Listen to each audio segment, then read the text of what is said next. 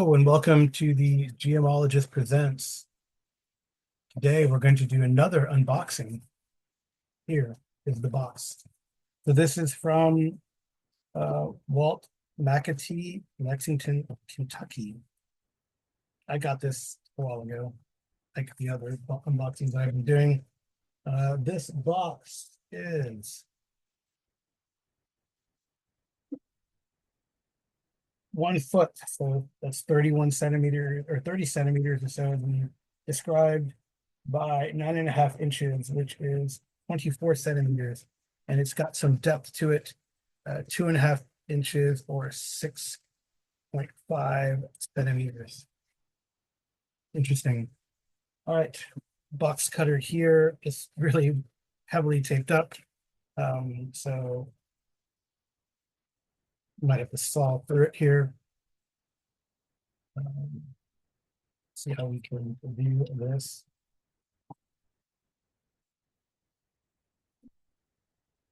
Maybe I can just do that top and that could be adequate. Not really. Have to dig through some more.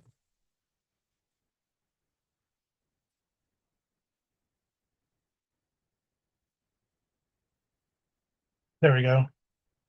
Took off the top. Right, took off the top there. So it's a package within package as it slots out. And oh, nice. Celestia Productions. My order is number 7734. I already have the PDF. And go there. If you don't have the PDF already, look at the PDF. This tells you. The HârnMaster Kèthîra team. All right, so HârnMaster, produced by Columbia Games. There's another company that produces HârnMaster, or Harn products on Harn World or on Celestia. And they're, or sorry, in the world of Kèthîra, they're called Celestia Production. And this is their version of HârnMaster role-playing in the world of Kèthîra. So that's a pretty substantial book. I didn't know what to expect. This offset print, 434 pages, 435, with the character sheet at the end. So what is this book about? It is the newest edition of N. Robin Crosby's HârnMaster. Makes role-playing in his medieval fantasy world of Kèthîra easier than ever before. Celestia Productions now connects more fully Crosby's legacy. They did HârnMaster Goals and other products that N. Robin Crosby left the manuscripts for. And detailed map for the world to specific game rules tailored to the setting for character skills, possessions, exploring, seafaring, artifacts, combat, magic, miracle, mysticism, and beasts, from the legendary island of Harn to the vibrant lands beyond the horizon. Realistic world of intricate politics, logical economics, vivid cultures, ancient secrets, and uncommon dangers, the perfect home to challenge the restless adventurer. So 12 attributes, 70 skills, dozens of occupations, rich social tapestry, wilderness treks and sea voyages, mental and physical trauma, as well, secret of magic, mystic shamans, and the faithful. So pretty cool stuff. And we're getting some strange.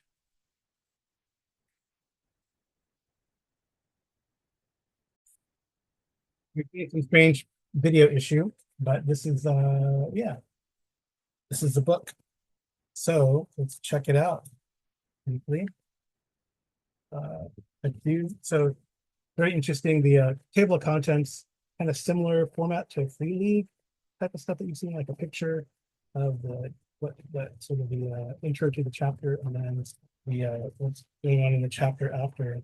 So right, so lead design writer and designer is Walt McAtee, based on the original game created by N. Robin Crosby, and but a few people also contributed to the rules. Right, so forward. So this made in 2024 here. So 41 years since N. Robin Crosby released the first Harn product in 1983, 38 years since HârnMaster in 1986 to provide role-play setting. So it's a pretty nice the intro rule book. So here, the first chapter talks about Harn and the worlds of Kèthîra.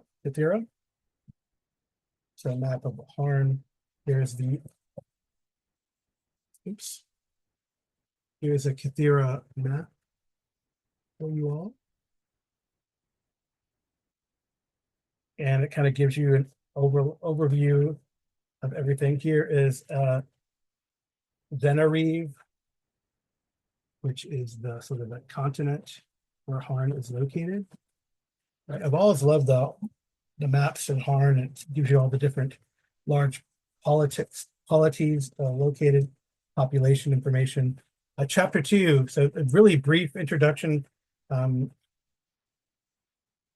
sort of 15 pages intro to the world, and then it jumps right into character creation here. All right, so we have these 3/4 panel type of art that's introducing the chapter, and then it goes into character creation here. So there's that explains sort of the character sheet. This is a format that actually I think Chaosium and Call of Cthulhu has started. They give you like a character sheet and they'll give you all the bullet points of what goes where, which is kind of nice. And they give you sort of like an example of how to create the character. So they have here right here. So here they give like an example of character creation for this character in the Laura.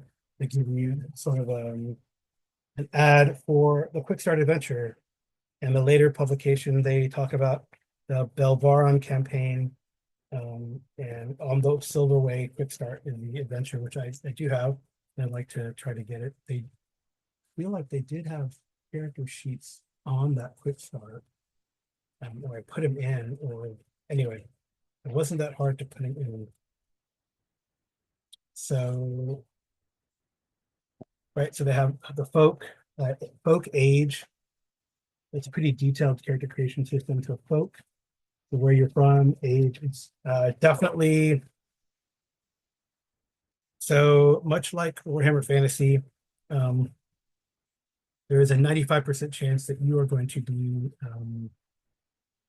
there's a random generator, and there's a 90% chance you're going to be human, a 4% chance that you're going to be Kuzan, which are the dwarves in Harn, and a 4% chance that you're going to be some sort of, they're going to be something else.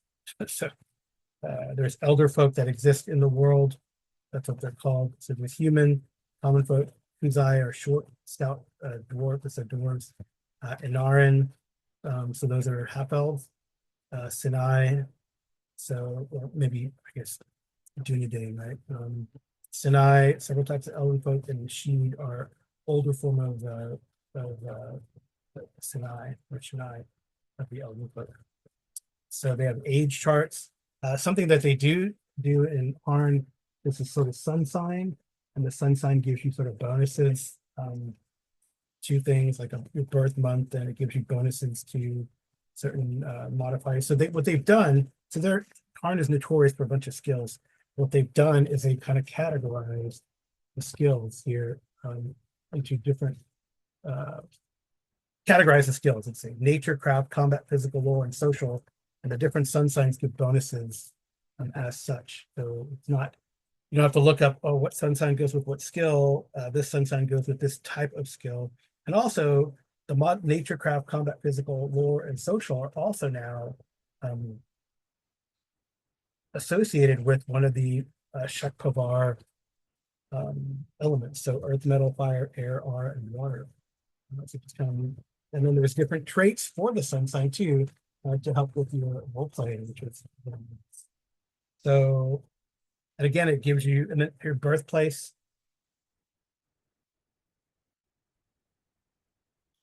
So okay, so birthplace here they give an example of the birthplace, but for the particular characters they're working on. But it says here that each geographical area is represented by its own region table. So Appendix 1 here, and there's 22 different tables for Venbariv, including special region tables for the elder folk. So they give an example of the region table. So you roll D100 to see where exactly you're from and your birthplace is kind of nice. Then it talks about your family. So you develop your family. Um, and then your social class, and then your occupation. So class and occupation are given. So feudal class, for example, they have so feudal. There's a percentage chance, and again, right? I mean, clearly, I'm sure that there are ways that you can just choose. Right? You can choose if you want it to be a certain type, or if you want to run a certain type of campaign. But I think always the fun with these types of games is to generate it randomly, right? There's always a choice, and etc. But and how you want your family to be. But I always think it's fun to just kind of do it randomly. Roll randomly your occupation and all the like. Roll randomly your class. So from unfree to right, it's a D20 roll and a noble roll. And there's two charts you can go on if you wanted to, just depending on the type of legal state that it might be. Right. So if you don't want to deal with sort of the idea of serfdom and slavery, then you would maybe not do the D100, instead do the D20 roll, but have an option here. So then you'd be unfree, so serf or slave, right? And then free, gilded, military, priestly, and noble. Noble being, 3% or 5%. It looks like, yes.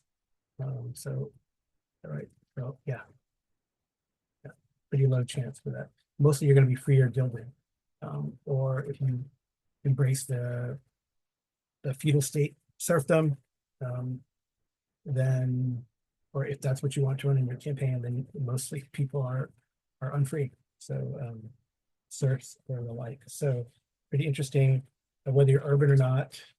Here they have also imperial and tribal occupations as well, right? And then you have tributaries. So tribal society of tributaries, so that would be like a Viking type of system, or Nordic, Scandinavian type of system, tributary. So extension of tribal society where one clan or group of clans rules over the other. So that is sort of that.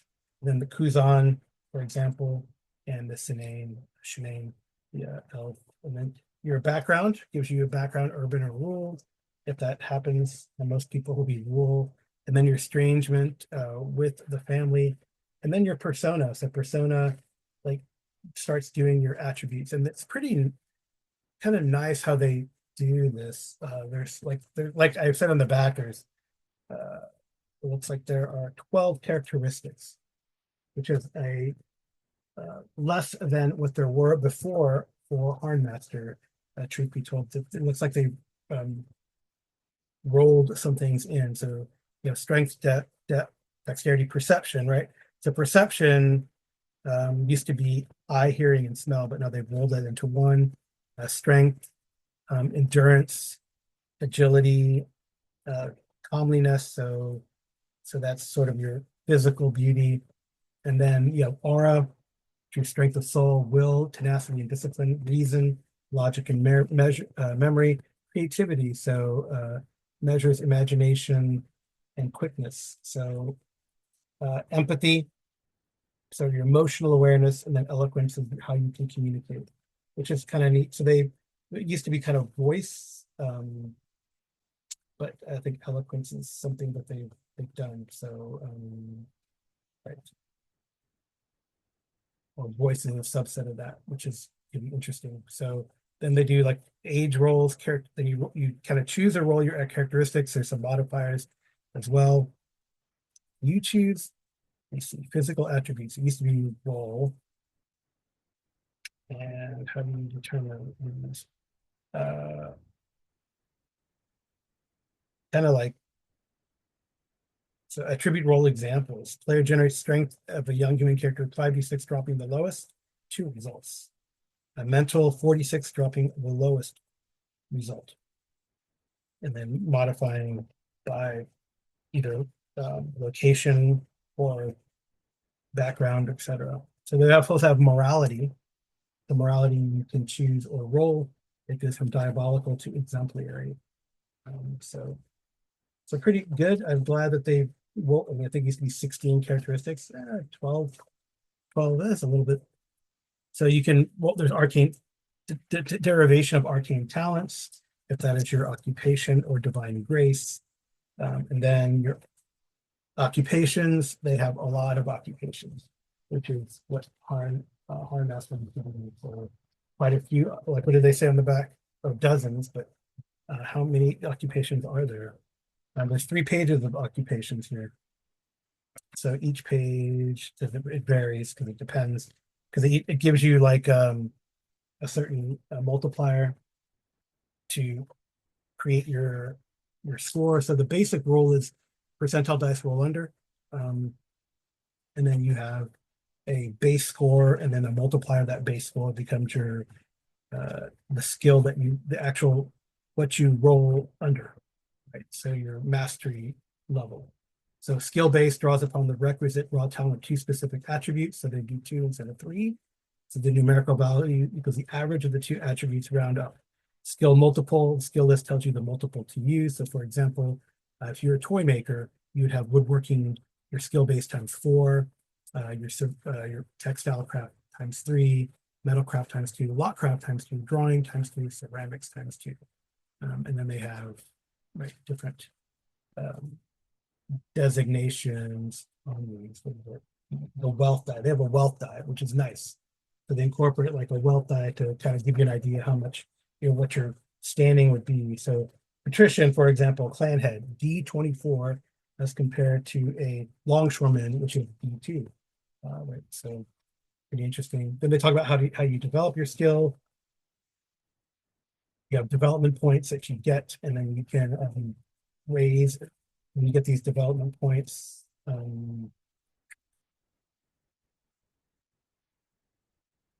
So it tells you the development points on the different sort of skill, where the different skill foci are and how many development points you got. So that kind of reminds me, I've never quite actually made a HârnMaster character, but that kind of something I feel like from HârnMaster that they've added into or incorporated. It's pretty interesting. So, and then they, what kind of development points you'll get, right, based on your,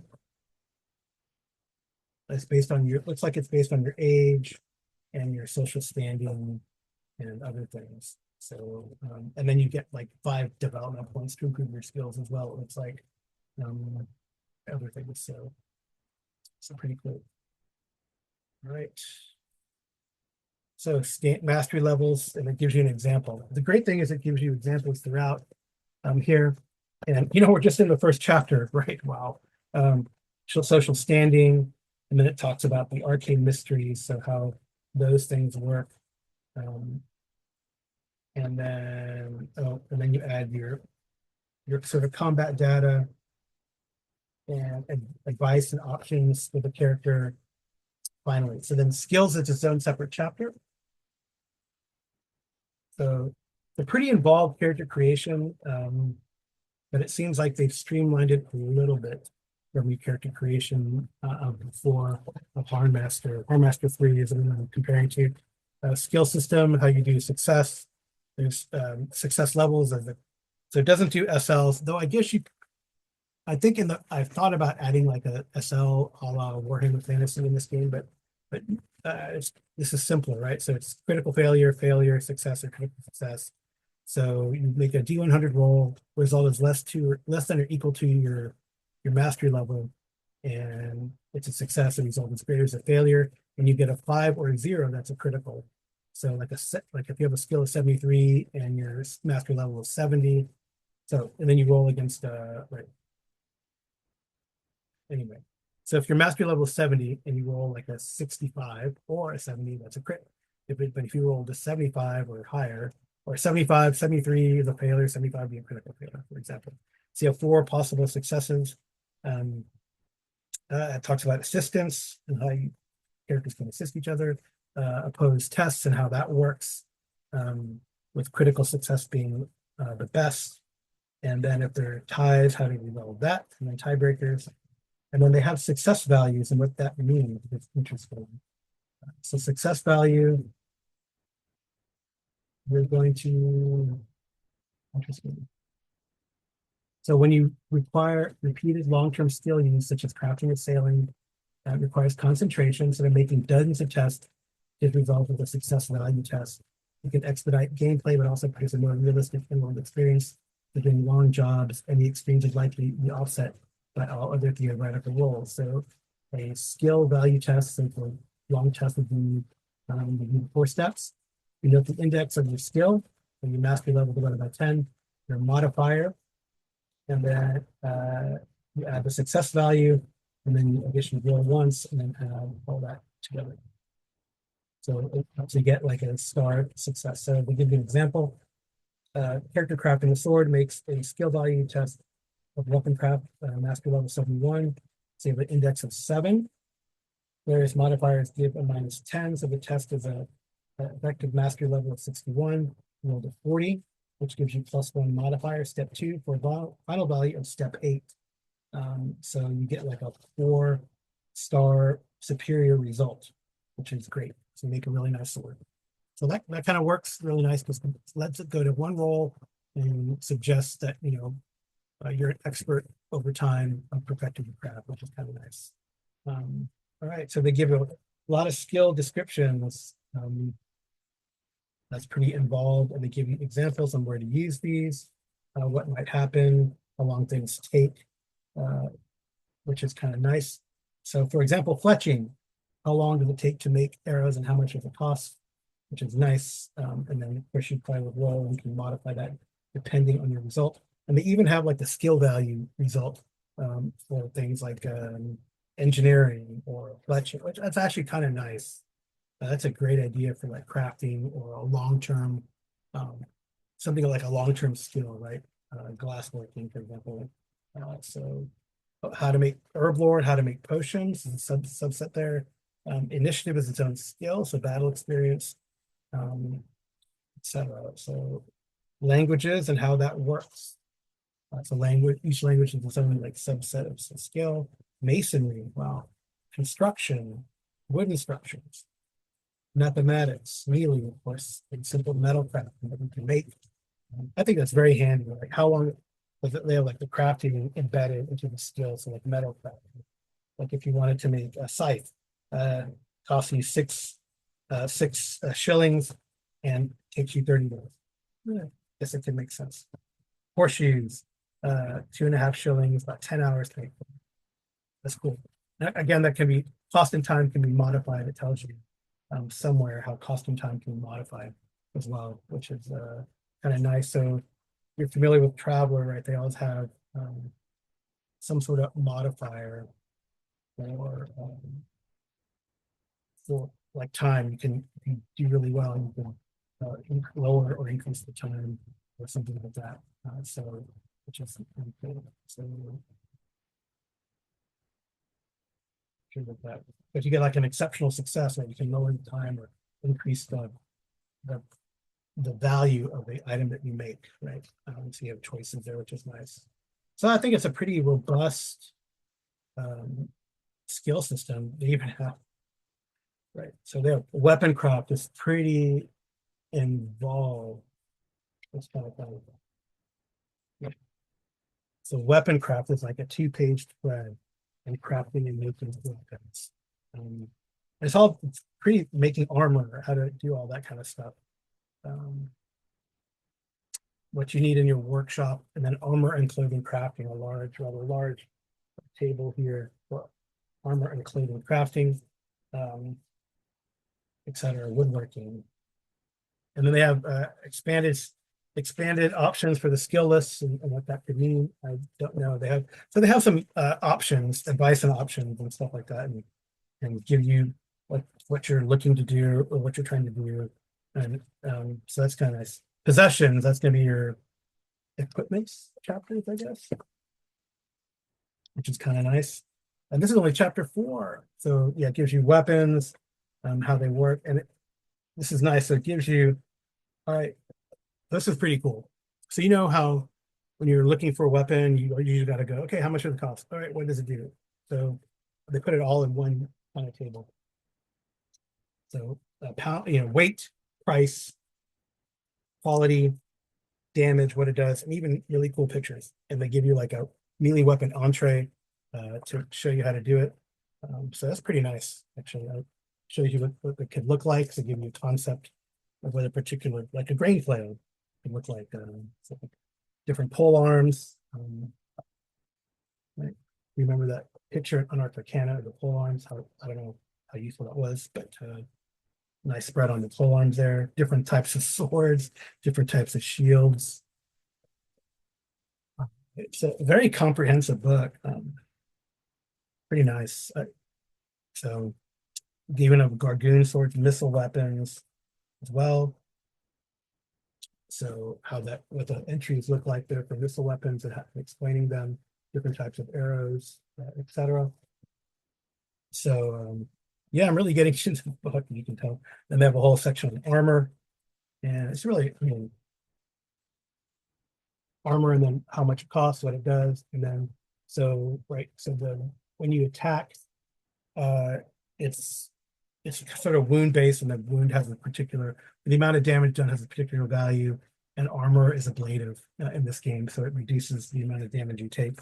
So it kind of shows you like what the different armors look like, what it consists of, what a full set consists of, which is really cool actually.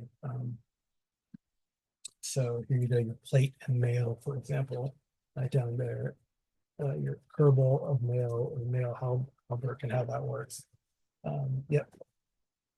Price, if you want to know, the price of plate mail is 3,200 shillings silver, 40 encumbrance, probably minus 20 to perception.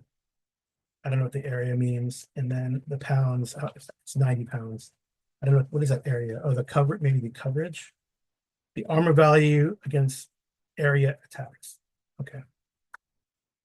That's pretty cool. Or the armor that you use for area attacks, actually, I think. The sum of each location's individual. Okay. Ah, okay, okay. It's a multiplier or the sum of that, which is interesting. Okay. That's pretty cool. Layer restrictions. Then it gives you a whole combination of layer combos. Because you know, players will layer armor as best they can. Then miscellaneous items as well. They even have like a section on beasts and vehicles. Oh wow, this is a new section for me. Structures and fortification. I guess they're already hinting at a domain type of play and what you want to do. Oh, so then they have treasure, artifacts, all in the same area, which is nice. A whole section of that. Written works as a possession. Now they have chapter 5 is finally adventure. So what does that consist of? And I'm sure it's getting kind of long. So modes of adventure, there's an influence, travel, combat, and then mental, and then trauma. Is that, yeah, trauma. So I guess that's trauma would be like exposure to the elements, physical, mental trauma, hardships of weather, psychic stress, etc. So that's pretty interesting. So they have a separate section then for adventure through your recovery period, or you're recovering from trauma or facing trauma. So influence, how to do that. Talk about conspiracy. There's a travel section and how that will work. And then daylight, nice. Daylight hours in different regions of the world, which is kind of cool. This is a very comprehensive game. I mean, it looks like it, and obviously everything's modular, but you know, depending on how much immersion you want, but they have like seafaring and how that works. And you wanted to really get into the minutia, the currents and how currents will affect your sea travel, making sailing rolls, storms, gates, because there are godstones and gates. So that's pretty good. So, yeah, it's all located in one place. I mean, that's really a lot of research into all the different things. So, because there's gate travel and potentially, spoiler, combat, how that works, kind of actions you can take And so one comment one of my buddies has always made, and that's something that would have to be tested, honestly. In combat, he always felt that HârnMaster, while it's cool, it's fun, the world's great, but there's combat spread here on some of the combat options. But he always felt like the amount of decisions you have to make does not give you an end result that is interesting, right? So is that still true? I don't know. There seemed to be a lot. There's always this sort of table, right? And then you look at the table and then see what would happen. But I wonder if that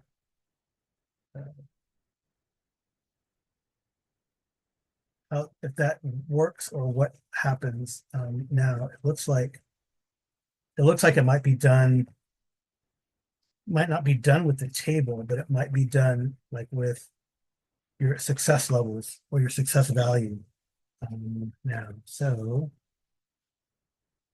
say for missiles, you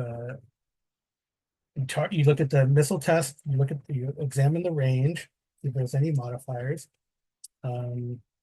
You use a missile test to look at movement. There's how all these kind of things that can affect movement. And then you attack. So, all right, so still moving evade. So there's a success. Then strike, go to injury sequence. So they still have, it's interesting. So missile is a lot easier, right? Because you never used to have that table. So what do they still have the table for? So this is pretty straightforward missile. You critical failure is a mishap, failure is a miss. So it depends on their moving, which is kind of interesting.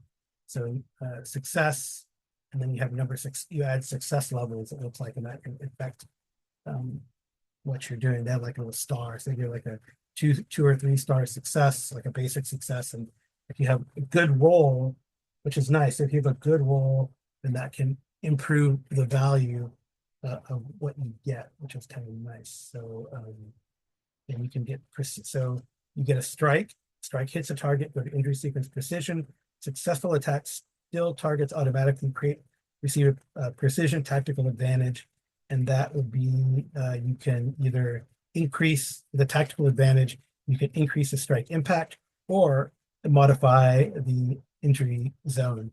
And sometimes you can get more than one precision, seems like that too. So they give an example of that. And then there's also volley and direct missile attack, which is nice. So like there's for volleys, there's like deviation, for example. As a failure, you can still deviate, you still might hit something. If you're firing, you do like a formation, potential strikes, volley precision.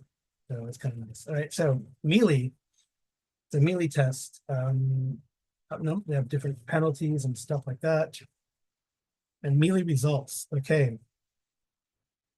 So the attack, so you have a base impact, a tactical advantage, tied successes, and ties depend on the so it's less of a table and more of a chart. So instead of the sort of table that you look at, so it looks like, it seems to me, just kind of glancing at it, that something, instead of getting a bunch of whiffs and blocks, you might actually have something interesting happen during the test result. Right, where so it'd be interesting. So a block example, and then when there's a successful defense, it looks like you get like tactical advantages, which can then give you a bonus action, give additional impact, change the zone with precision, or set something else up. So set something else up for the next roll, which is kind of nice because it never was really meaningful, right? So even in the block, and when it's tied, it looks like there's a block. The defender gets a 1-star victory. So it looks like these victories can impact then future in ongoing combat. The victories can impact, or these ties even can impact your future roll, which is nice. So same thing with dodges or counter strikes. So of course there's always failures, but in any game there's like going to be failures, and sometimes there's mishaps. So mishaps can cause things. So then we get to the injury sequence, and then go from there. So there's different things that can happen with the injury. That was always kind of fun. It looks like they still have like a chart for injury here. So injury and shock, but they give like diagrams and how that's going to work. So it definitely looks like a game that's cleaned up.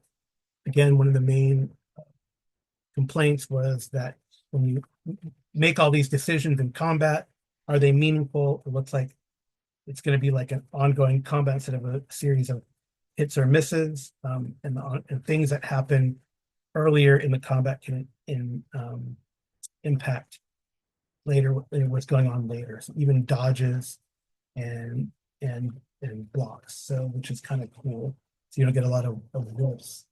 That's always that's not very fun. So injury is going to take some time to look through that, but there's a lot of steps going through injury. Again, you find the impact. You can increase the impact, and then right. So okay, so then they explain after the injury sequence, they explain the special melee rules here, and what a tactical advantage can mean, what different, and then they fortunately, they have a combat example that looks like a two-page combat example. And I think this book, just looking at it, is pretty well laid out. And there's a lot of care into laying out how things go. Things are, so for example, even in like when they give examples, this is page 1 of 2. When they give you the skills, this is page 1 of 3, right? 2 and 3. So keep pressing, mounted combat, mounted melee. So then they explain trauma, now that'll work, and then this whole section on how to go through the healing process and what that might mean. And then there's a whole sequence on how treatments go as well. So, right, it's a pretty involved game. Again, this is high, it's not a simple game. It's a complex game with a lot of moving parts, but it really tries to be comprehensive. So even serious ailments, that's always a fun thing to try to look for, but it's all together, ailments, and then mental trauma. So that's kind of good. So they talk about fear. So that's, I was really never touched upon before, which is interesting. So fear, stress, psychic stress, etc. And then oral shock and the like. So they do have advanced options as well. So, deadly attacks when you're unaware, how that works, flanking, melee maximum for foes, unique injury effects, which would be interesting. So for example, like groin injuries, face injuries, grievous torso injuries. So what that can be, weapon damage and what that means, how to increase the impact. So the mysteries is going to be the magic section. This is chapter 6. And they have all that all together. So it used to be separate books, which was kind of annoying, but now they have the arcane mysteries. They have incantations. They talk about the wheel, and how spell works and spell research, channeling, attunement. They give you a list, a pretty good, decent spell list, not a lot of spells. But again, this game was also, has been built from the beginning to kind of create your own in a way at some point. They have this is nice, you don't have to go looking for, they have all the different chantries and chapters. That's like where you can go learn these spells, or if you're a mage of this type of school, where you can go or where you might be from. It's kind of nice. So they have that pretty, so like here's like for example, the water magic. There's where all the water magic schools are in Denver. So just kind of nice. So and then there's here you go. Here's where you can learn neutral spells. So that's probably a lot more, right? The gray mystery. So spells that maybe any school can learn, which is interesting. And so right. So then they have here how to create artifacts and all the different talents that you might have for the arcane. Now they have alchemy in the same section. So how to do alchemy. So this again is like again, separate book, divination. So all the priestly magic is all in the same chapter, which is really nice. So, and what that means. So what else we got? Astrology. You have fate points, astromancy, runecraft, which is kind of nice. Here's a nice picture of all the different runes. Rune casting and how that works. So they really add a lot of different types of magical traditions. that have been around or in and around, but not all in one location. Territory, for example, was something, and how to do that, and how that what that does. Astral journeys and how that goes, because like some, yeah, shamanism. So great. So they have shamanism and how the shamanistic traditions work, spiritualism, totems, and then uh even they even have the older people's reveries too. So what that means, like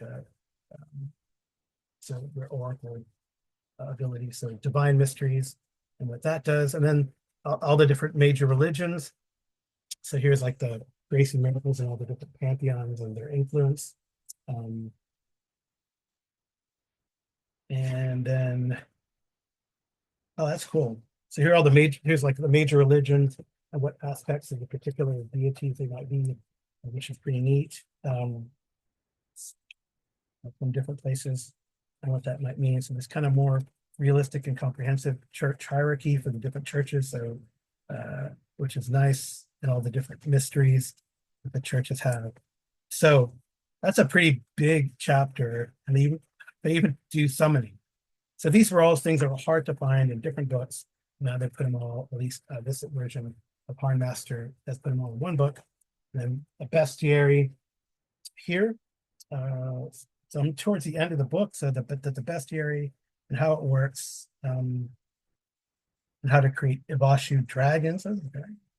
Yeah, there's a lot of different creatures that have not been in here before, which is nice. Oh, right. Okay. They really explain a lot of things. It looks like. Okay, so in the campaign, finally, I think it's chapter 8 is a campaign here. And I'm pretty excited. How hard would it be to convert? I don't know. I ran like a one shot that I wanted to get to something else.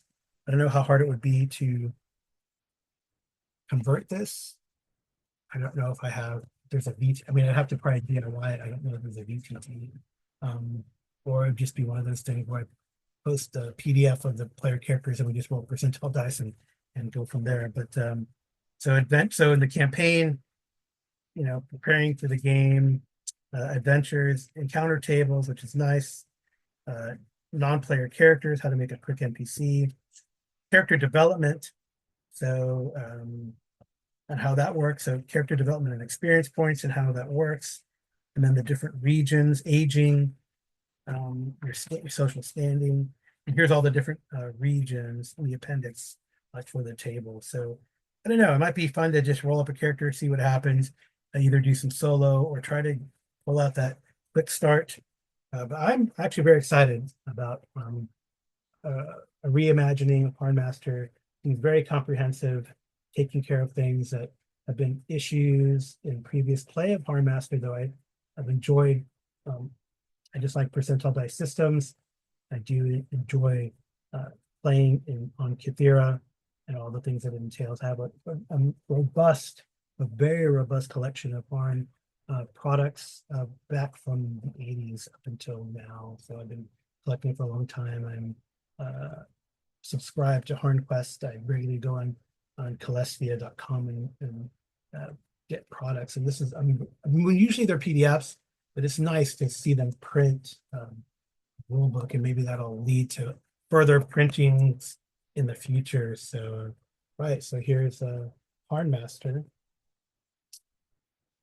Role Playing in the World of Kèthîra by Celestia Productions. So you can tell I was pretty excited about that. Big book, pretty comprehensive. I hope I didn't lose you, and I hope you might go pick it up, check it out. It's available in PDF, and I think they still have print copies available. But I don't know if it's like made to order offset print, but it's a pretty nice book. So maybe did a print run and just to see what the vibe would be. But definitely you can get on PDF and a lot of other PDFs at Celestia.com. All right. Thank you so much for listening. This has been the Geomologist Presents What's in the Box, and I will talk to you soon.